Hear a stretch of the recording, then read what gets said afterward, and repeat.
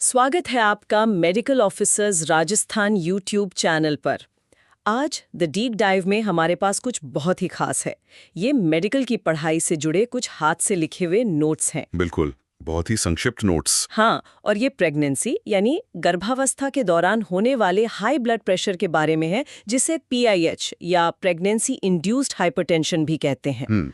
देखने में तो ये सिर्फ एक पन्ने की लिखावट है, लेकिन हमारा मिशन है इसके अंदर जो क्लिनिकल ड्रामा छिपा है उसे डिकोड करना और समझना। बिल्कुल। और कमाल की बात यह है कि एक पन्ने में पूरी कहानी समेट दी गई है। और ये कहानी शुरू होती है एक बहुत ही एक आणविक स्तर की गड़बड़ी से, अच्छा, जो आगे चलकर माँ और बच्चे दोनों के लिए एक जानलेवा इमरजेंसी बन सकती है। तो आज हम इन नोट्स के जरिए इस पूरी यात्रा को समझेंगे कि ये समस्या शुरू क्यों होती है। हाँ, कैसे ये धीरे धीरे गंभीर रूप लेती है और सबसे जरूरी, इसे नियंत्रित कैसे किया जाता है। चलिए इस विषय की गहराई में उतरते हैं। ठीक है, तो चले इन नोट्स को खोलते हैं। सबसे ऊपर लिखा है PIH और उसके ठीक नीचे एक शब्द है पैथोफिजियोलॉजी। और इसके आगे एक लाइन है, failure of invasion of spiral artery. ये सुनने में तो किसी सैन्य अभियान जैसा लगता है। इन्वेजन का असफल होना, ये सेलुलर स्तर पर कौन सी जंग हारी जा रही है? आपने बिल्कुल सही पकड़ा है। ये एक तरह की जंग ही है, लेकिन ये सहयोग की जंग है जो हो नहीं पाती। सहयोग की जंग। हाँ, इसे सरल भाषा में समझते हैं। जब एक महिला गर्भवती होती है तो बच्चे को पोषण देने के लिए प्लेसेंटा यानी गर्भनाल बनती है। जी। ये प्लेसेंटा माँ के गर्भाशय की दीवार से जुड़ती है। अब इस जुड़ाव को मजबूत बनाने और खून का बहाव बढ़ाने के लिए कुछ खास कोशिकाएं होती हैं, ट्रोफोब्लास्ट। ट्रूफोब्लास्ट। इनका काम होता है गर्भाशय की खून की नलियों यानी स्पाइरल आर्टरी के अंदर घुसपैठ करना या इन्वेड करना, जैसा नोट्स में लिखा है। अच्छा, तो ये इन्वेजन या घुसपैठ असल में एक अच्छी और जरूरी प्रक्रिया है? हाँ, ये बेहद जरूरी है। ये कोशिकाएं उन खून की नलियों की दीवारों को नरम और चौड़ा बना देती हैं। ओके। आप इसे ऐसे समझिए कि आप एक पतली गली को एक चौड़े हाईवे में बदल रहे हैं, ताकि ट्रैफिक यानी खून का बहाव बिना किसी रुकावट के हो सके। वाह। ये एक सामान्य गर्भावस्था में होता है, लेकिन PIH में, जैसा कि नोट्स की वो एक लाइन बताती है, यही प्रक्रिया फेल हो जाती है। वो हाईवे बन ही नहीं पाता। तो वो गलियां वो संकरी ही रह जाती हैं। ठीक वही, वो खून की नलियां संकरी और कठोर रह जाती हैं। अब प्लेसेंटा को बच्चे के विकास के लिए जितने खून की जरूरत है उतना पहुंच नहीं पाता। तो इस कमी को पूरा करने के लिए शरीर क्या करेगा? वो ज्यादा दबाव से खून पंप करने की कोशिश करेगा, ताकि उन संकरी नलियों से भी किसी तरह खून पहुंच जाए। बिल्कुल।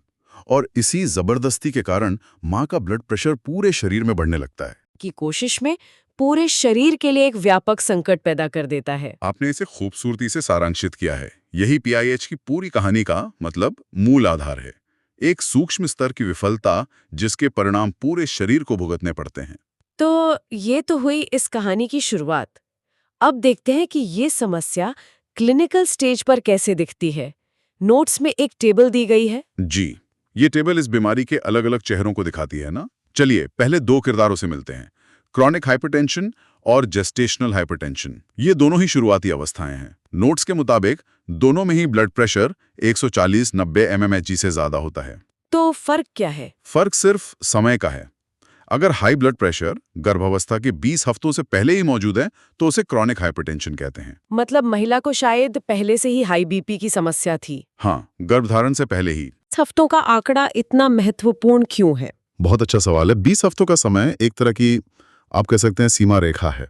ओके। इस समय तक प्लेसेंटा का विकास और वो जो स्पाइरल आर्टरी का रूपांतरण है वो काफी हद तक पूरा हो जाना चाहिए। अच्छा। तो अगर इसके बाद भी ब्लड प्रेशर बढ़ता है तो ये मजबूत संकेत है कि ये गर्भावस्था की वजह से ही हो रहा है।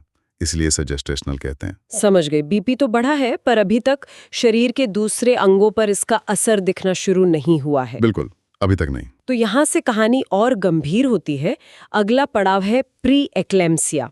यहाँ सिर्फ हाई BP नहीं है, इसके साथ एक और चीज जुड़ जाती है, प्रोटीन्यूरिया। हाँ, तो जब यूरिन में प्रोटीन आने लगता है तो ये शारीरिक रूप से हमें क्या बता रहा है?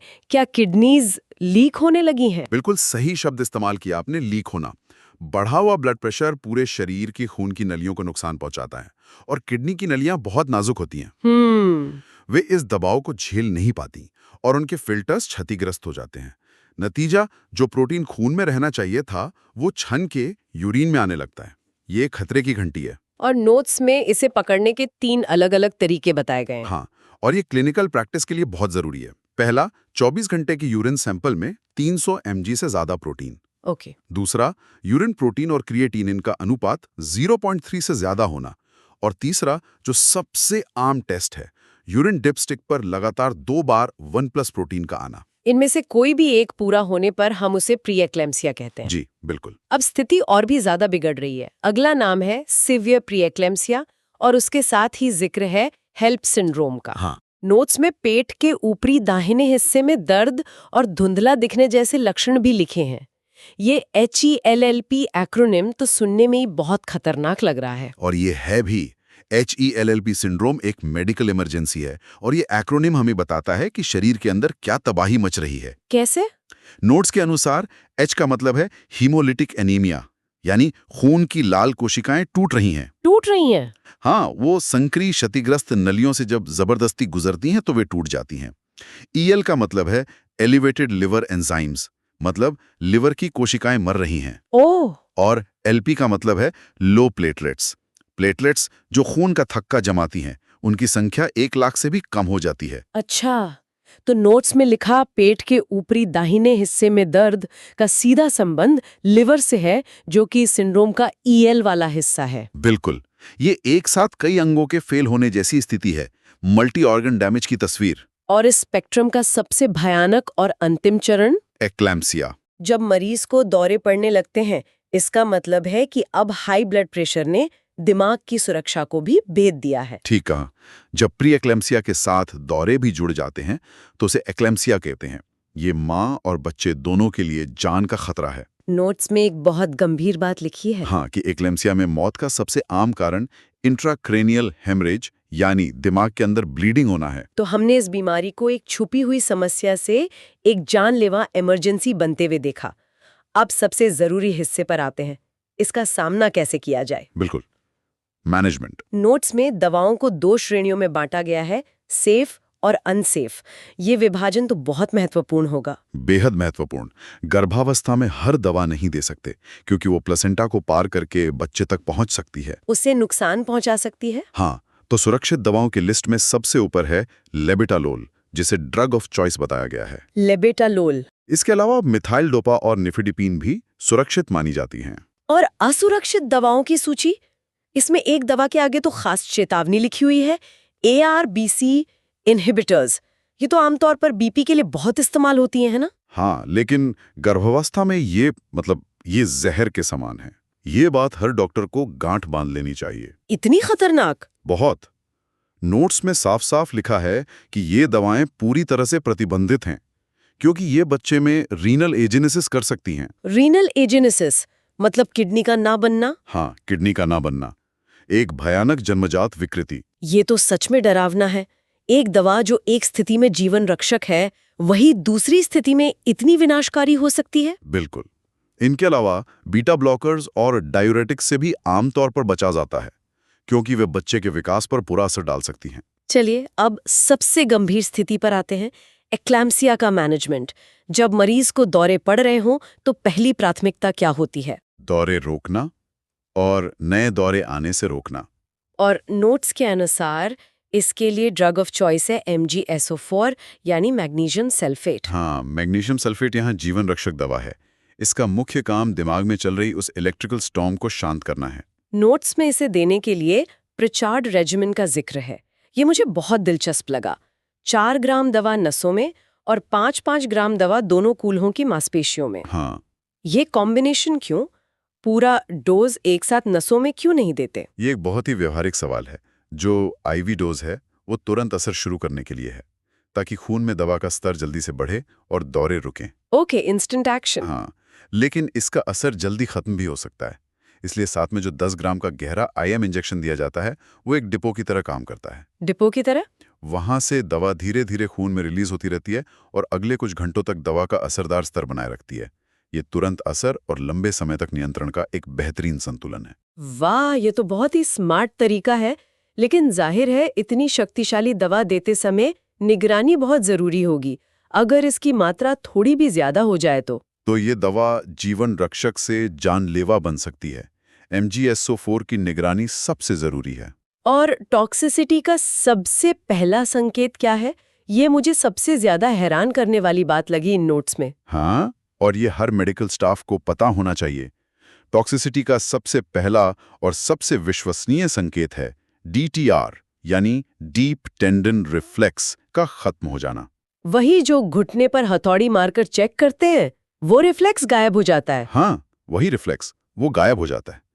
ये तब होता है जब MgSO4 का स्तर लगभग 10 MEQL पहुंच जाता है। एक मिनट रुकिए। तो आप कह रहे हैं कि ये पता लगाने के लिए कि एक जीवन रक्षक दवा जहर बन रही है या नहीं, हमारा सबसे पहला सुराख कोई हाईटेक मॉनिटर नहीं, बल्कि एक साधारण सा घुटने का रिफ्लेक्स है। बिल्कुल, ये क्लासिक क्लिनिकल मेडिसिन का एक बेहतरीन उदाहरण है। ये तो एक ही साथ बहुत सरल और बहुत अद्भुत है। इसीलिए मरीज को दवा देने के बाद हर घंटे उसके रिफ्लेक्स, उसकी सांस की गति और यूरिन आउटपुट की जांच करना अनिवार्य है। और अगर रिफ्लेक्स गायब हो रहे हैं तो ये पहला अलार्म है। अगर ध्यान नहीं दिया तो अगला असर सांस पर पड़ेगा।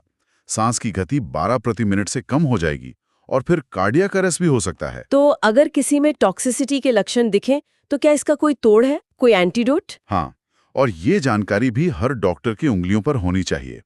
नोट्स में ये साफ लिखा है कि MgSO4 टॉक्सिसिटी का एंटीडोट है कैल्शियम ग्लूकोनेट। Calcium gluconate. इसे तुरंत IV दिया जाता है, जो मैग्नीशियम के असर को पलट देता है और मरीज की जान बचा सकता है। ये एक तरह से नर्वस सिस्टम के लिए रीसेट बटन जैसा है। तो आज हमने इन एक पन्ने के नोट्स के जरिए एक पूरी मेडिकल थ्रिलर को डिकोड किया। एक सूक्ष्म गड़बड़ी से शुरू होकर ये बीमारी कैसे धीरे धीरे अपने अलग अलग खतरनाक रूप दिखाती है, और फिर कैसे डॉक्टर सही दवाओं और सावधानी पूर्वक निगरानी के एक नाजुक संतुलन के साथ इसका मुकाबला करते हैं। हाँ, ये नोट्स हमें यही सिखाते हैं कि हर चरण पर समय पर पहचान और सही इलाज कितना जरूरी है। दवाओं का सही चुनाव, उनकी सही मात्रा और सबसे बढ़कर मरीज पर लगातार नजर रखना, यही माँ और बच्चे दोनों की सुरक्षा की कुंजी है। बिल्कुल। आज की इस पूरी चर्चा से एक बात मेरे दिमाग में घूम रही है।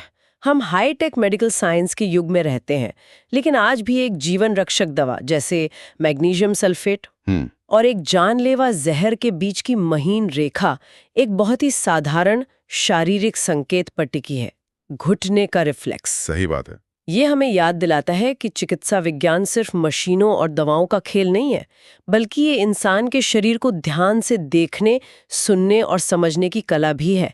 एक छोटी सी चूक के परिणाम कितने गंभीर हो सकते हैं और एक साधारण सी जांच कितनी जानें बचा सकती हैं।